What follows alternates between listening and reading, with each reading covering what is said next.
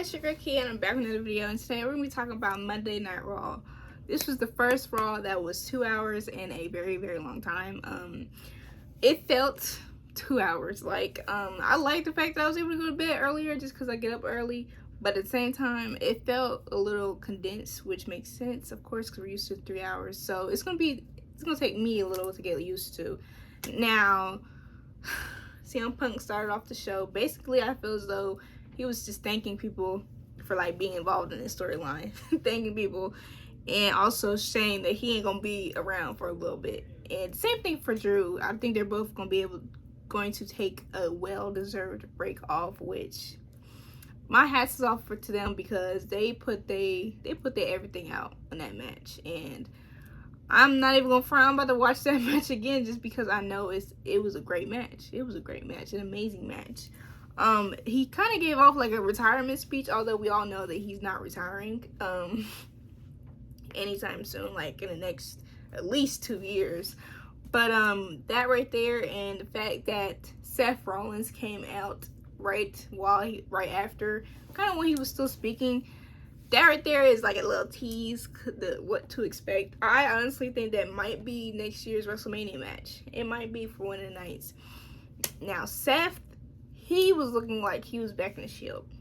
I can't lie. I can't lie. He looked like he was in the Shield days. He gave me a little jump scare because I'm like, oh, I thought he came out with a vest. He was, I don't know why, what the story would be from him putting the vest on, but I thought he had the vest on, which, y'all know I'm a Shield fan, so I was a little upset.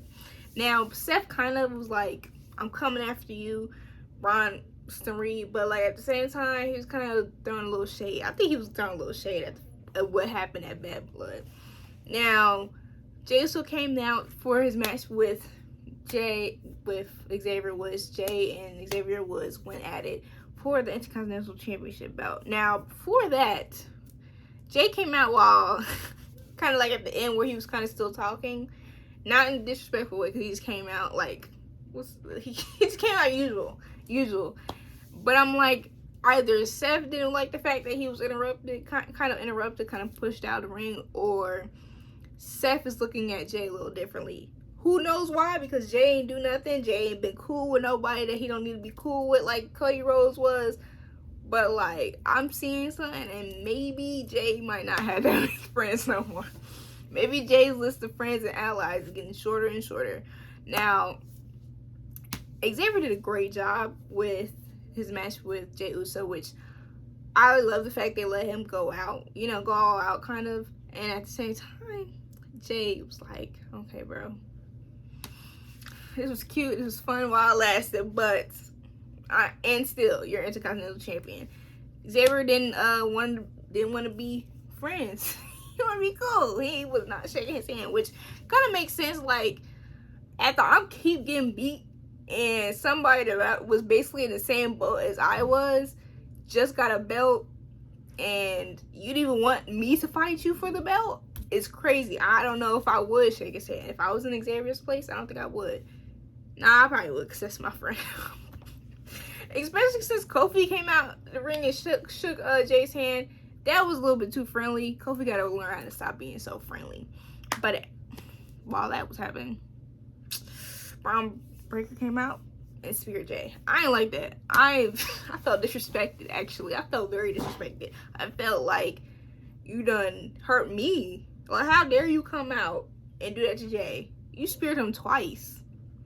But then you decided to you decided to hit up Kofi and Xavier. Xavier ain't even have nothing to do with that. He didn't even want to have nothing to do with that. And you came for him too. That's crazy to me. That's crazy to me. Bro, you done took one for somebody you didn't even want to take one for the team for. That was crazy.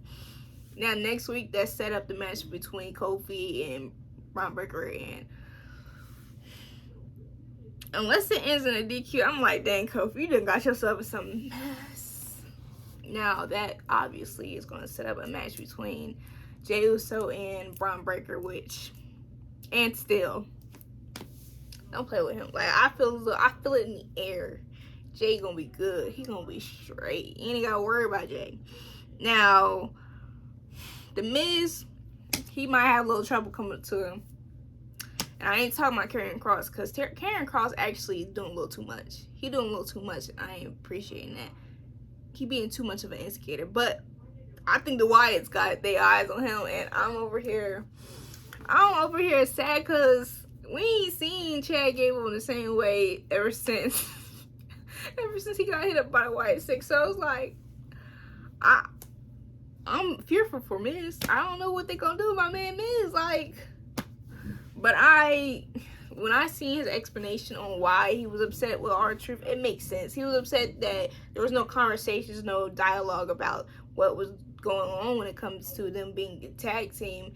And even when he said something, nothing changed. It was fun in the beginning, but now it's getting a little too much, which I personally believe in that explanation, he's not wrong for kicking R-Truth. I just think that R-Truth as a character needs to grow a little bit more so he's able to be a different type of person than he was. Like, he can still be funny, still be the national treasure that we all know him to be, but at the same time, I need you to layer that with some seriousness and being your age. Like, I don't need him to be the laughing joke out of every situation, because y'all all know R-Truth is so talented in the ring. He can still go. Like, his age ain't got nothing to do with how he moves in the ring. So I just hope maybe possibly there could be a reconciliation. But Miz made sure to tell him it's not because you was in the Judgment Day.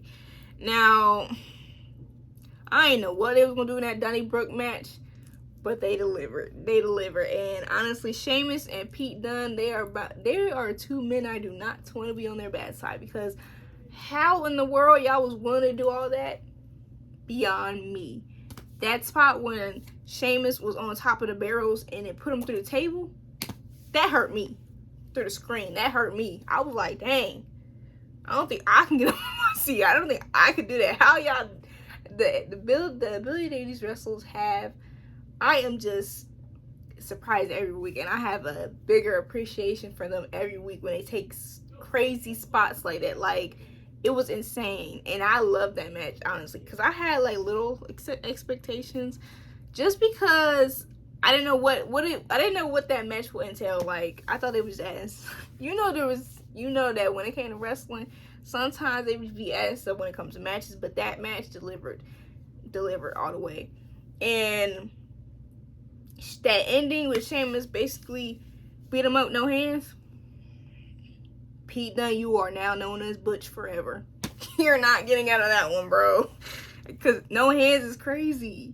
Now, there was a 10-woman tag team match, which kind of gave me flashbacks back to the Divas days, which, I mean, it's fun to a certain extent, but at the same time, I'm like, oh goodness. Let's hope that's not like a weekly occurrence, which I doubt it will be. I'm just saying.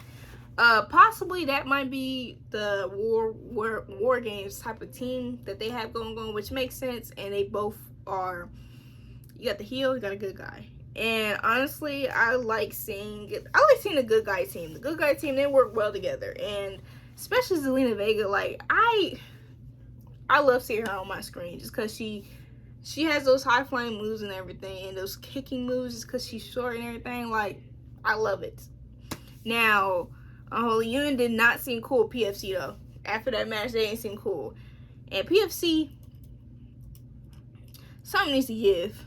Something needs to give. And I say that every week because I'm so serious. Something needs to give. Now, Liv Morgan came to Raw real quick with Dom Mysterio and Raquel. And honestly, Raquel being the chauffeur was crazy. That's crazy.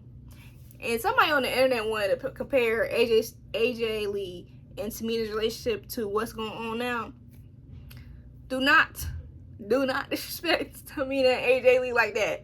They had a sisterhood, a bond, okay? Even though it was how it was, and little, sometimes there was there was a power dynamic. At the same time, it felt like there was a real bond there. With this, I ain't seen there's no bond really. But they basically was running from Rhea because Rhea wasn't playing. And honestly, that was a good idea, because if the idea is not to get them to fight again for the belt, You don't really need to have them week by week, every week, to have them be in the same arena together, like, to where there's conflict, just because that ain't the plan right now. So the main event was Gunther and Sammy. Child, when I seen that when I seen that moment between Cody Rhodes and Sami Zayn, I was scared. I'm scared, guys. I'm not gonna lie to y'all. I was a little scared. Now, Cody didn't want to talk about what happened, and it's like he's smiling to keep the pain away, because that man is feeling it. But Sami Zayn versus Gunther, that was a great match. It really could have been on the Bad Blood card, substituting one of those matches in there. It could have. But I'm glad they had it on Raw, because, as I said, I love the fact they have the championship matches on Raw. It makes sense. It's like weekly things. It makes it seem important. It makes it seem like the episodes are important, that you don't always have to go to the PLEs to see, critical moments. But I was scared, because Sammy has that fighting spirit, which I like. When I'm watching the show, I love the fact that Sammy has that fighting spirit. He has that character and that persona. Because Sammy really is he's one of the best wrestlers on there, and WWE is glad to have Sammy. But at the same time, I didn't want him to win. Just because I have my sights on seeing Gunther versus Cody Rhodes, and I have my sights on seeing Gunther beating Cody Rhodes. Only because it's kind of like a little revenge, you know what I'm saying? And like, this right here is a match that I think anybody would want to see, and they need a match that is like, oh, I gotta see that on that card. They just do. And my hopes is for Gunther to chop, just cause, like, I like seeing Gunther dominate. Depending on who he's against, that's gonna be your deciding factor. Like, if he was, like, when it came to him and Randy, I had a feeling Gunther was gonna win, but I wanted Randy to win a little bit. But I wasn't gonna be mad. This time, I want Gunther to win through and through. I want him to have that, both. He gonna have the King of the Ring, and it's like, why not? It's Gunther. Why not? But those are my Raw opinions. Let me know how y'all feel about Raw. Are y'all okay with the 2 hours? Or is it not much of a difference? You find either way. Thank you for watching. Please like, comment, share, and subscribe. And please turn on your post notifications. Bye.